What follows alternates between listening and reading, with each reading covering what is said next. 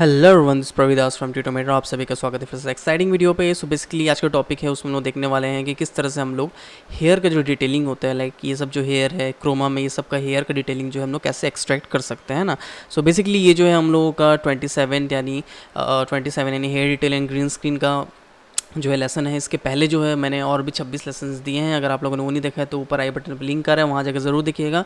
और अगर आपको लगता है कि नहीं, आपको पूरा का पूरा कोर्स के साथ सर्टिफिकेट भी चाहिए, तो आप जो मेरा यूडेमी का कोर्स है उसको ज्वाइन कर सकते हैं। नीचे डिस्क्रिप्शन पे लिंक है, वहाँ से जाकर आप बहुत सस्ते रेट में यूडेमी का कोर्स खरीद सकते हैं। और आपको जब आप 50 कोर्सेज कंप्लीट कर लेंगे यहाँ पे, मतलब 50 वीडियोज़ का, तो आप लोगों को जो है एक सर्टिफिकेट भी वहाँ से जो है प्रोवाइड कर दिया जाएगा। सो मैं इसको जाता हूँ यहाँ पे। और जैसे कि हम लोगों ने पहले क्लासेस में भी जो है क्रोमा को हम लोग रिमूव किए थे, किस तरह से हम लोग डिफरेंट काइंड के जो कीइंग मेथड है वो भी हम लोगों ने दिखाए थे।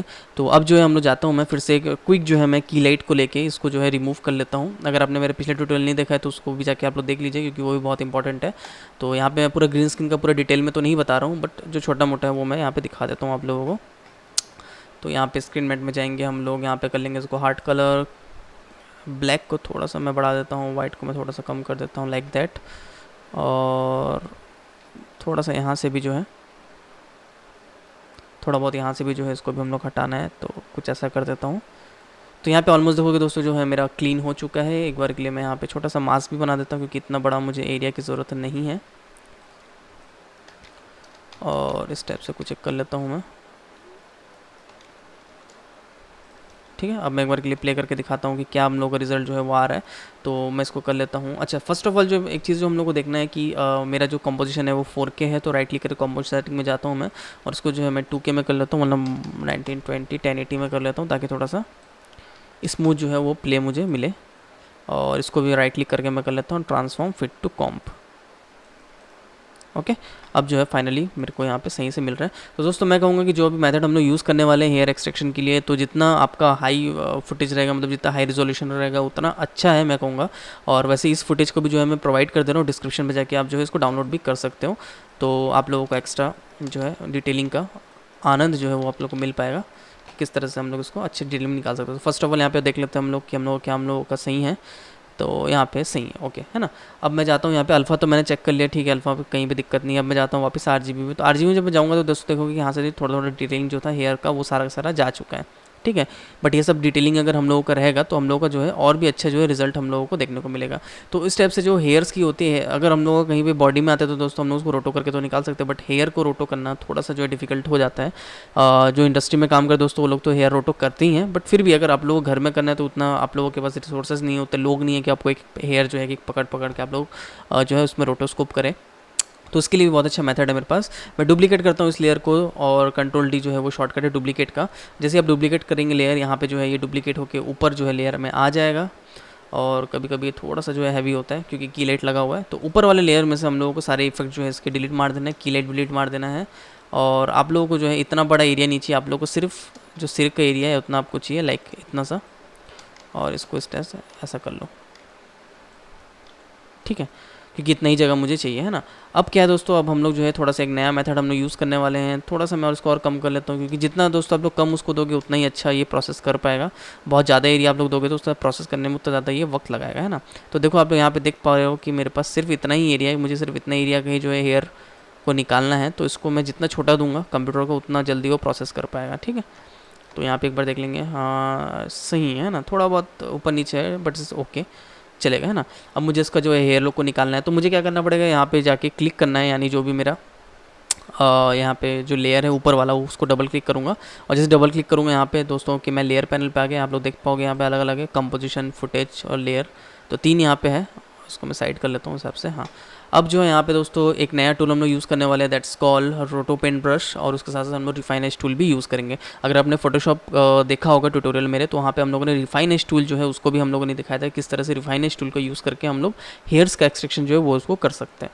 तो अभी जो है हम लोग उसी चीज़ को यूज़ करेंगे, बट उसके पहले हम लोग को यहाँ पे रोटो ब्रश से बताना पड़ेगा कि कितना एरिया का हम लोगों को हेयर चाहिए। तो इस हिसाब से मैं ऐसे करके बना देता हूँ। तो यहाँ पे आप लोग देखोगे कि इस हिसाब से वो पूरा का पूरा पकड़ लिया है, और ऐसे मैं इसको दे देता हूँ, ठीक है। तो इस हिसाब से मेरे को यहाँ पे बताना है, थोड़ा सा ज़्यादा नहीं, जितना हो सके उतना कम एरिया मुझे यहाँ पे देना है। और ज़्यादातर हम लोग जो है इसको हेयर के साथ ही करते हैं। वैसे तो रोटो पेंट से आप पूरा पूरा रोटो कर सकते हो, बट वो रिकमेंडेड नहीं होता, क्योंकि वो अपने हिसाब से कुछ रोटो लेते रहते हैं ना। क्योंकि ये थोड़ा सा हैवी है दोस्तों, तो आप लोग को आराम से करना है, इस हिसाब से थोड़ा थोड़ा करते करते। ज़्यादा आप जल्दबाजी में करोगे तो उतना ज़्यादा आप लोगों को दिक्कतें होंगी, है ना। तो यहाँ पे आप देखोगे कि मैंने हेयर को सिलेक्ट कर लिया है, हेयर नहीं मतलब कि मैंने रोटो पेंट से यहाँ पे एक बॉर्डर टाइप का बना दिया। आप तो देख सकते हो यहाँ पे जो बॉर्डर है इस टाइप का गुलाबी कलर का बॉर्डर इसमें बन चुका है, ठीक है। ऑलमोस्ट यहाँ पे जो है बॉर्डर यहाँ पे बन चुका है। और एक बार के लिए अगर मैं वापस से कंपोजिशन पैनल में जाऊँ और आपको दिखाऊँ ऑफ करके, तो देखो जितना यहाँ पे ब्लू मतलब जो मेरा पिंक कलर का लाइन था, देखो उतना सही जो है इसमें हिसाब से बन के दे दिया। तो बेसिकली इसने भी मेरे को रोटो ही करके दिया है, बट अब क्योंकि मुझे रोटो पूरा बॉडी का नीचे मुझे सिर्फ और सिर्फ रिफाइनेस्ट टूल हेयर्स में चाहिए, तो मैंने इतने एरिया को ही जो है रोटो के अंदर डाला है, ठीक है। अब मैं वापस जाता हूँ यहाँ पे लेयर पैनल पे, और यहाँ पे जाके हम लोग एक नया टूल अब यूज़ करने वाले हैं। तो इसमें जो क्लिक करके रखेंगे आप, तो यहाँ पे आपको मिलेगा रिफाइन एज टूल। जैसे आप रिफाइन एज टूल में जाओगे दोस्तों, तो इसका देखो अब ब्लू हो गया। आई थिंक कंट्रोल, हाँ कंट्रोल से आप क्लिक करके जब ट्रैक करोगे तो देखो ये बड़ा हो जाता है ब्रश, ठीक है। तो मुझे क्या करना है दोस्तों, यहाँ पे स्टेप से ब्रश को स्टेप से ऊपर से घिस देना है यहाँ पे कुछ ऐसे। और जैसे ही मैं इसको छोड़ूंगा तो आप लोग देखोगे कि जो हेयर्स है वो यहाँ से एक्सट्रैक्ट होकर कितने अच्छे से आ गए हैं, ठीक है, जो कि मेरे को ग्रीन स्क्रीन में नहीं मिल रहा था। तो एक बार के लिए मैं इसको करके दिखा देता हूँ ऐसे करके। और ऑब्वियसली बात है थोड़ा टाइम तो ये जो है लेगा ही लेगा, बट इसका रिजल्ट भी जो है वो भी अच्छा है। अब जैसे यहाँ पे हो गया, अब तो यहाँ पे सेमी ट्रांसपेरेंट हो गया, तो इसको थोड़ा सा आप स्टेप से माइनस कर सकते हैं। ऑल्ट प्रेस करेंगे तो अब ये माइनस होगा, तो देखोगे स्टेप से जब आप करोगे माइनस इसको, तो इतना जगह देखो वापस से अच्छा ट्रांसपेरेंसी मेरे को दे दिया यहाँ पे, ठीक है। तो इस हिसाब से आपको ऐसा करके करना पड़ेगा। और जहाँ जहाँ पे आपको माइनस करना है वहाँ पे ऑल्ट प्रेस करके आप जब माइनस करोगे तो वो माइनस भी हो जाएगा वहाँ से, ठीक है। तो यहाँ पे आप लोग देखोगे सही हो गया। मैं फिर से कंट्रोल प्रेस करके ड्रैग करता हूँ क्लिक से, और थोड़ा मैंने बड़ा कर लिया ब्रश, अब मैं फिर से घिस दिया यहाँ पे। और उसके बाद देखोगे कि यहाँ से भी हेयर डिटेलिंग जो है निकल गया। तो दोस्तों ग्रीन में इसलिए अच्छे से निकल रहा है क्योंकि कंप्यूटर को पता है कि बैकग्राउंड जो है वो ग्रीन है। और अगर जब भी आपको इस टाइप से हेयर निकालना है तो आपको ये देखना पड़ेगा कि बैकग्राउंड और फोरग्राउंड मतलब जिसको भी कलर का आप निकालोगे उसमें अच्छा डिफरेंस होना चाहिए। तो मेरा बैकग्राउंड जो था वो काफ़ी ब्राइट था और जो मेरा हेयर्स है वो डार्क है, तो इसलिए जो है वो इतना ईजिली निकल रहा है। अगर ये हेयर्स जो है वो डार्क नहीं होता और बैकग्राउंड जो है वो भी डार्क होता या फिर मिक्स होता, तब ये इतना अच्छे से काम नहीं करता। तो ग्रीन स्किन के लिए हम लोग सबसे ज़्यादा दोस्तों इसको यूज़ करते हैं क्योंकि ग्रीन स्किन में इसका रिजल्ट सबसे अच्छा हम लोगों को मिलता है ना। तो यहाँ पे आप लोग देखो कि मैं ये मिल गया। एक बार के लिए आपको कंपोजिशन सेटिंग में जाता हूँ, वहाँ जाके आप लोग को आउटपुट दिखा देता हूँ। तो देखो आप लोग कितना अच्छा यहाँ पे जो हेयर का डिटेलिंग जो है वो मुझे यहाँ पे मिल जा रहा है, ठीक है, जो बाय डिफ़ॉल्ट देखो नहीं मिल रहा था। अब देखोगे कि वो हेयर का डिटेलिंग यहाँ पे मिल रहा है। तो दोस्तों भले छोटा सा यहाँ पे वर्क है, पर ये जो छोटा छोटा डिटेलिंग है जब आप उसको ऐड करोगे तब जाके जो है आपको रियलिज्म मिलता है, अच्छा आउटपुट जो है वो मिलता है ना। सेम चीज़ आप लोग इसके हेयर के साथ भी कर सकते हो। तो मैं पूरा नहीं करके दिखा रहा हूँ, अच्छा जो छोटी सी चीज़ है मैं उसको वो दिखा देता हूँ। यहाँ पे आप लोग जाओगे, जैसे आप इसको जूम करोगे, एक बार के लिए मैं इसको जूम कर लेता हूँ। तो यहाँ से आप छोटा सा पकड़ के स्टेप से जूम कर सकते हो, ठीक है, जितना एरिया आपको करना है। तो इतना एरिया ही मेरा एक्चुअली ये है। अब यहाँ पे देखो दोस्तों कि यहाँ पे छोटा सा पैनल आ गया है, ये जो पहले नहीं था, है ना। तो बेसिकली ये नेविगेटर है। अब इसको हम लोग कैसे यूज़ करते हैं, हम लोग को जाना है फिर से यहाँ पे लास्ट फ्रेम पे क्लिक कर देना। अब देखोगे यहाँ पे नेविगेट होते होते एक एक फ्रेम नेविगेट होते होते वो यहाँ तक आएगा, है ना। यहाँ पे देखोगे एक एक फ्रेम बढ़ रहा है। तो बेसिकली होता क्या है कि कंप्यूटर रीड करता है उस एक एक फ्रेम को, और क्योंकि ये थोड़ा सा हैवी वाला काम है तो एक एक फ्रेम को रीड करते करते करते करते उसको आना पड़ता है ना। तो ऐसा नहीं है कि आपको जैसा आपने क्लिक कर दिया और अब इधर उधर क्लिक कर रहे हैं, नहीं, आपको थोड़ा सा वेट करना है कि ये जो फ्रेम है यहाँ से यहाँ तक एक एक नेविगेट होते होते आ जाए। और फिर से जो है हम लोग यहाँ पे फिर से हम लोग एक नया जो है ब्रश स्ट्रोक को हम लोग यहाँ पे क्रिएट करेंगे, है ना। तो मैं आप लोगों को दिखाता हूँ कि क्या इसका रिजल्ट आ रहा है। तो दोस्तों आप लोग देख सकते हो कि ये जो लाइन था ये पूरा का पूरा ग्रीन हो चुका है और यहाँ तक ये कंप्लीट हो चुका है ना। अब जैसे ही आप लोग दोस्तों लास्ट लाइन में पहुँचोगे, आपको फिर से एक फ्रेम आगे करना है और जहाँ पे देखोगे फिर से ये रीसेट हो गया, है ना।